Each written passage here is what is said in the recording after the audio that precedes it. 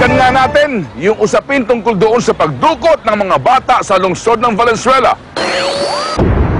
Ngayon, mahigpit ay pinagbabawal sa lungsod ang pagkakalat ng balita tungkol sa pagdukot sa mga bata na kinukuha ng umano ng lamang loob. Ito raw ay nakakasira sa imahe ng syudad at nakakaapekto rin sa kondisyon ng kapayapaan sa Valenzuela. Kamakailan lamang lumabas ang paghuli sa isang lalaki na nagkikwento umano tungkol sa pagkawala ng mga bata sa lungsod.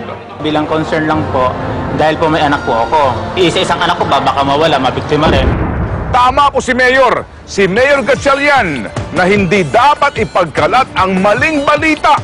Pero sa halip na unahin ni Mayor na kasuhan ang mga sinasabi niyang tsismoso, abay dapat na agad niyang maimbestigahan ang sumbong ng mga batang nakaligtas sa pagdukot na ito at magpakalat ng mga otoridad sa kanyang lungsod para mabantayan ang mga menor de edad at nang matimbog na ang grupong ito, Mayor. Mayor, ang aksyon at solusyon ay dapat ngayon. Pailon ngayon. See you next week.